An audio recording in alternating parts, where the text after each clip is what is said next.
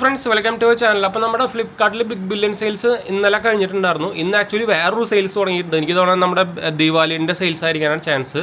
കുറേ നമ്മുടെ ആ സമയത്ത് ഉണ്ടായിരുന്ന ഓഫറുകളൊക്കെ തിരിച്ചു വന്നിട്ടുണ്ട്. പക്ഷേ ആ കറക്റ്റ് പ്രൈസ് അല്ല, എന്നാലും അത്യാവശ്യം ഡിസ്കൗണ്ടും കാര്യങ്ങളൊക്കെ കിട്ടുന്നുണ്ട്. ഇപ്പോൾ എക്സാമ്പിളായിട്ട് നമ്മുടെ പിക്സൽ 9, നത്തിങ് ഫോൺ 3. ഞാൻ ആക്ച്വലി നത്തിങ് ഫോൺ 3 ഓർഡർ ചെയ്തിട്ടുണ്ട്. ഇപ്പോൾ ഇതാണ് നത്തിങ് ഫോൺ 3ൻ്റെ പേജ് വരുന്നത്.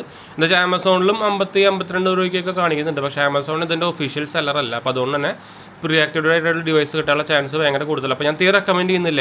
അങ്ങനെ ഇപ്പോൾ പിക്സൽ ആയിക്കോട്ടെ, അതൊക്കെ ഫ്ലിപ്കാർട്ടിൻ്റെ ഒഫീഷ്യൽ ഓതറൈസ് സെല്ലറാണ്. അപ്പോൾ അതുകൊണ്ട് തന്നെ ഈ എന്താ പറയുക, ഡ്യൂപ്ലിക്കേറ്റ് അല്ലെങ്കിൽ ഫ്രോഡ് നടക്കാനുള്ള ചാൻസസ് ഭയങ്കര കുറവാണ്. ഞാൻ ഈ നമ്മുടെ ഈ മോട്ടറോളയുടെ ഈ സാധനം വാങ്ങിച്ചത് ഫ്ലിപ്കാർട്ടിൽ നിന്ന്. അപ്പോൾ ഞാൻ പറഞ്ഞു, ബ്രാൻഡുകൾ ഡയറക്റ്റ് റിലീസ് ചെയ്യുന്നത് ഫ്ലിപ്കാർട്ടിൽ നിന്ന് വാങ്ങിക്കൊണ്ട് വലിയ പ്രശ്നം ഉണ്ടാവാറില്ല. ഇത്ര വർഷം ഉണ്ടാവില്ല എന്നല്ല, ഉണ്ടാവാൻ ചാൻസ് ഭയങ്കര കുറവാണ്. അല്ലാത്ത സാധനങ്ങൾ വാങ്ങിക്കുമ്പോഴാണ് ഈ പണി കിട്ടുക. അപ്പോൾ ഐഫോൺ, സാംസങ്ങിൻ്റെ ഫോണുകളൊക്കെ അങ്ങനത്തെ സംഭവമൊക്കെ വരുമ്പോൾ അതാണ് മെയിൻലി പണി വരുന്നത്. അപ്പോൾ ഇതിൽ നിങ്ങൾക്ക് നോക്കിക്കഴിഞ്ഞാൽ ഇപ്പോഴും ഇതിൽ 12 GB 256 GB 79,999 കാണിക്കുന്നത്. അതുപോലെ തന്നെ 512 GB 89,999. അത് നിങ്ങൾക്ക് അറിയാം, ഈ സാധനത്തിന് ഇത്രയും പ്രൈസ് ആരും കൊടുക്കില്ല. അത് ഒന്നാമത് അത് പൊട്ടിപ്പോയതാണ് ഈ പ്രൈസിന്.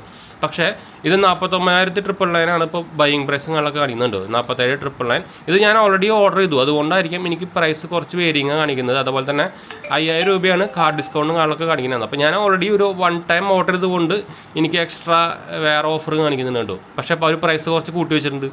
അപ്പോൾ എനിക്ക് കിട്ടിയത് 45,000 രൂപയ്ക്കാണ്. ഇതിൽ നമുക്ക് 12,000 ഇൻസ്റ്റൻറ്റ് ഡിസ്കൗണ്ട്, ആക്സസിന് 9,000 ഡിസ്കൗണ്ട്. ഞാൻ പറഞ്ഞില്ലേ, കാർഡ് എടുക്കാനുള്ള നിങ്ങൾക്ക് ഇതുപോലെ ക്രെഡിറ്റ് കാർഡ് ഉണ്ടെങ്കിൽ ഇഷ്ടം പോലെ ഓഫർ നമുക്ക് ഫ്ലിപ്കാർട്ട്, ആക്സിസ് ബാങ്ക് അല്ല ഫ്ലിപ്കാർട്ടിൻ്റെ നിന്ന് കിട്ടുന്നുണ്ട്. ഞാൻ ഇത് ഈ സാധനം എടുത്തപ്പോഴും പറഞ്ഞിട്ടുണ്ടായിരുന്നു. അപ്പോൾ ഇത് അപ്ലൈ ചെയ്യാനുള്ള ലിങ്കുകളൊക്കെ ഞാൻ ബാഗ് ഇട്ടുണ്ട്. ഈ സെയിൽസ് എന്തായാലും ഒരു 4-5 ദിവസം എന്തായാലും ഉണ്ടാവും. അപ്പോൾ കോട്ടക്കേൻ്റെ ഞാൻ കോട്ട കാർഡ് വെച്ചിട്ട് എടുത്തിട്ടുണ്ടായിരുന്നത്. ഇതിപ്പോൾ നിങ്ങൾ നോക്കുകയാണെങ്കിൽ ഇപ്പോൾ എനിക്ക് തോന്നുന്നു ഞാൻ എടുത്തപ്പോൾ 49,999 ആയിരുന്നു. ഇപ്പോൾ എനിക്ക് തോന്നുന്നു 59 ഉണ്ടാവും. വേണ്ട, അത് ഞാൻ ഒരെണ്ണം ഓൾറെഡി ഓർഡർ ചെയ്തുള്ളൂ. പിന്നെ ഇത് 512 GB വേരിയൻ്റ് ആണ് കേട്ടോ.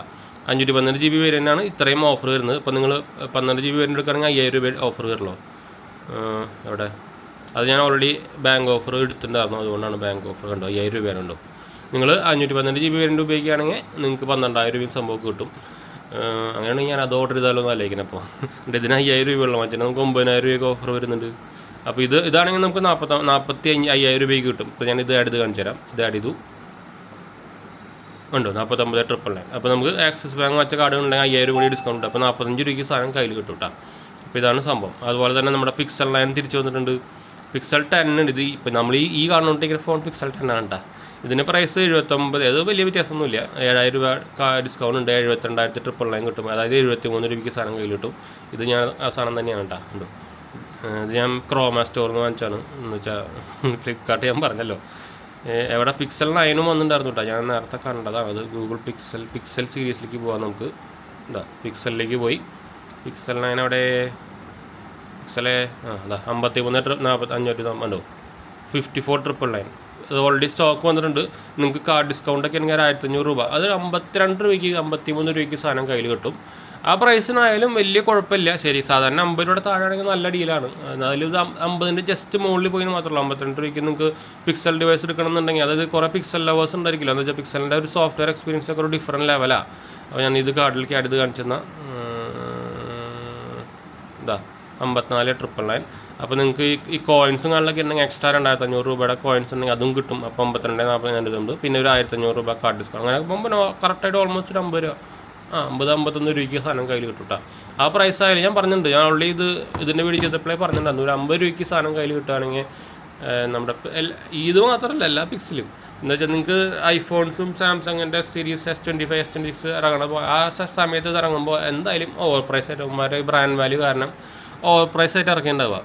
അതിന്ന് ഇതുപോലെ ഒരു 20-25% ഡിസ്കൗണ്ട് വന്നു കഴിഞ്ഞാൽ വൺ ഓഫ് ദി ബെസ്റ്റ് ഡീലാണത് ആ പ്രൊഡക്റ്റ്. അപ്പോൾ അതേ മോഡൽ തന്നെയാണ് നമ്മൾ S24 Ultra ഞാൻ എടുത്തിട്ടുണ്ടായിരുന്നത്. എന്ന് വെച്ചാൽ 72 രൂപയ്ക്ക് നമുക്ക് സാധനം കിട്ടി.